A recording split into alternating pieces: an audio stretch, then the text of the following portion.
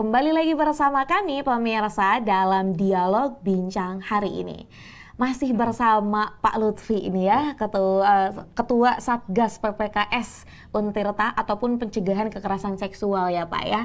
Nah kita tadi sudah membahas Pak terkait dengan apa sih itu kekerasan seksual dan juga hal yang lainnya. Kita akan lanjut Pak, karena kalau semisal bicara tentang ini tadi ya, kita di belakang layar juga udah ngomong akan banyak sekali ternyata ya pembahasannya. Namun kita akan maksimalkan ya Pak ya dalam durasi 30 menit di bincang hari ini. Nah Pak, bagaimana sih Pak cara kita untuk bisa mendeteksi bahwa seseorang ini ternyata adalah korban dari kekerasan seksual, khususnya Pak di lingkungan sekolah ataupun di lingkungan pendidikan? Ya, saya kira ini memang yang sangat penting adalah deteksi dini ya. Artinya bahwa peran daripada guru misalkan, baik itu guru mata pelajaran ataupun juga wali kelas, termasuk juga guru BK, ini harus jemput bola menurut saya. Jadi bukan menunggu ketika misalkan ada kasus baru ada reaksi, kan.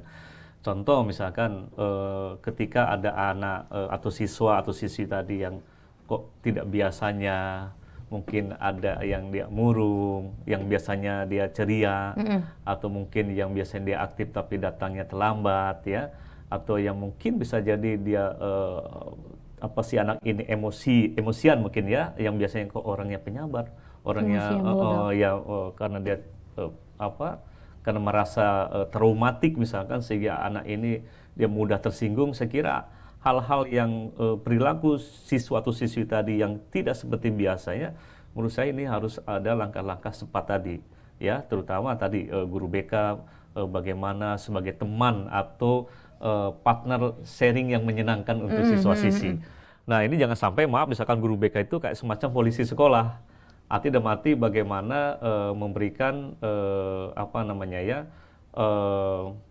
sosok yang itu bagaimana anak itu misalkan sebenarnya polisi juga sebenarnya ada yang humble ya, tapi terkesan takut gitu si siswa atau siswi ini gitu kan. Nah seharusnya guru BK itu ya bagaimana sosok yang itu tadi menyenangkan, tempat aman. Jadi ketika misalkan dia punya problem di rumah, saya besok pengen ketemu guru BK deh, karena saya punya masalah. Kan begitu kan? Nah harusnya dibuat seperti itu. Nah, sehingga si siswi pun dia punya masalah, dia ada tempat untuk curhat, ya kan? Dan saya kira di situ akan hasil asesmen tadi misalkan akan didapatkan oleh guru BK, ya, atau tim TPPK sekarang, tim pencegahan kekerasan ya di sekolah, sehingga ada nanti langkah-langkah yang dilakukan. Contoh misalkan bagaimana melakukan konseling. Kalau misalkan lebih naik lagi levelnya, kalau traumanya sedang atau berat, misalkan dihadirkan psikolog, ya kan. Nah termasuk ketika memang akhirnya dia menjadi korban kekerasan seksual, tadi langkah-langkah yang dilakukan oleh guru berdasarkan Permendikbud sekarang nomor 46 ya tahun 2023, yaitu tentang pencegahan dan penanganan kekerasan di lingkungan satuan pendidikan, termasuk juga tadi kalau memang masuk ke ranah pidana kan, ini juga saya kira perlu ada penegakan dari sisi hukum ya, sehingga persoalan kekerasan seksual itu dapat terselesaikan dengan tepat, maksudnya seperti itu kan itu. Nah kemudian Pak, Bapak kan selaku dengan Satgas PPKS ya Pak ya, entah itu di Untirta ataupun Bapak juga merupakan bagian dari perlindungan anak juga nih Pak ya. Ada banyak sekali kasus kekerasan seksual yang memang sudah terjadi. Melihat hal tersebut Pak, dampaknya kepada korban tuh yang sering terjadi apa sih Pak? Ya, dampak terhadap yang dialami korban ya tentu itu ada traumatik ya. Contoh misalkan bahkan ada beberapa kasus yang kami tangani yang itu justru kejadiannya pada saat dia masih usia anak misalkan, masih SD, dan itu sampai ke perguruan tinggi itu masih trauma itu masih ada. Gitu. Nah ini kalau tidak tangani dengan tadi ya, dengan cepat, dengan tepat, saya kira ini akan terus trauma itu dia akan rasakan. Bahkan ketika misalkan ada sosialisasi ya tentang kekerasan seksual, ketika saya sampaikan kekerasan seksual adalah ini, dia sudah tremor. Udah takut ya Pak rasanya. Nah, jadi ternyata setelah kita lakukan asesmen, ternyata dia korban kekerasan seksual misalkan waktu masih kecil. Nah, ini dampak yang luar biasa menurut saya secara psikologis. Sehingga dampak psikologis ini tentu akan mengganggukan aktivitasnya. baik tadi misalkan di sekolah ya, sekolahnya terganggu ya, tidak berjalan dengan optimal karena psikologisnya ini kan harus diobatin kan. Betul. Di perguruan tinggi sama sebagai mahasiswi atau mahasiswa tadi ya, dia sebagai korban dan akhirnya terganggu juga aktivitas perkuliahannya, termasuk juga pergaulan di sosial masyarakatnya juga. Saya kira banyak dampak yang dialami oleh korban, bahkan maaf misalkan sampai ada korban yang akhirnya mencoba untuk bunuh diri karena tidak kuat untuk menanggung beban yang dia terima dan traumatik tadi. Saya kira itu. Itu dia perannya dari orang sekitar ya Pak ya. Betul. Karena kita nggak tahu ya Pak, kalau semisal bicara tentang traumatik seseorang, kita nggak tahu akan sejauh mana. Nah mungkin salah satunya dalam dunia pendidikan ya Pak ya, itu juga salah satu hal yang bisa dilakukan. Nah Bapak juga tadi sempat mengungkapkan ya Pak terkait dengan regulasi yang memang sudah dibuat oleh pemerintah berkenaan dengan kekerasan seksual.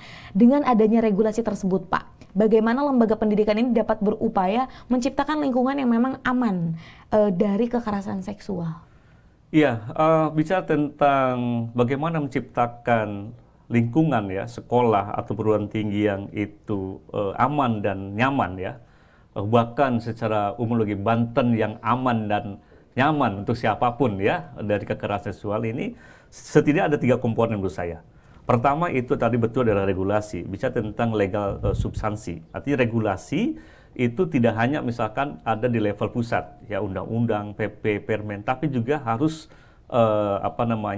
diikuti dilanjuti dengan regulasi yang ada di daerah, peraturan perda kabupaten, perda kota, bahkan sampai kepada perdes, peraturan desa tentang misalkan itu pelindungan terhadap anak kan seperti itu, ya.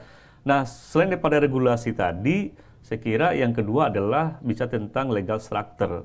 Artinya yang diamanahkan atau diberikan wewenang oleh regulasi, lembaga-lembaga mana saja yang itu punya wewenang untuk menjalankan regulasi, yaitu harus dijalankan secara optimal. Ya ini bisa terstruktur, artinya misalkan dinas mana, atau tadi peran masyarakat, peran dunia pendidikan, peran dunia usaha, itu harus bertanggung jawab juga untuk menciptakan lingkungan yang aman dan ramah. Dan itu harus berkolaborasi intinya. Dia tidak bisa dilakukan masing-masing secara parsial. Jangan sampai juga ada egosentris sektoral misalkan, ya kan? Harus terintegrasi sehingga penanganan kekerasan seksual itu bisa tepat sasaran. Yang ketiga itu adalah legal structure. Jadi bagaimana membangun kultur? Ya kultur di dalam masyarakat tadi ya, artinya bahwa kekerasan seksual ini adalah itu bukan persoalan bicara tentang aib. Ini persoalan adalah tanggung jawab kita bersama. Bagaimana anak-anak yang menjadi korban itu harus mendapatkan pelindungan. Bukan berarti korban, dia sudah korban kekerasan seksual, bahkan misalkan dikucilkan di masyarakat. Korban kekerasan seksual, bahkan bagaimana misalkan pihak sekolah itu memindahkan anak ini karena ini dianggap aib oleh sekolah. Ini kan bisa tentang kultur. Jadi kalau misalkan kultur kebiasaan seperti itu, bagaimana kasus kekerasan seksual itu dapat tertangani dengan baik, bagaimana korban-korban itu akan dia segera pulih.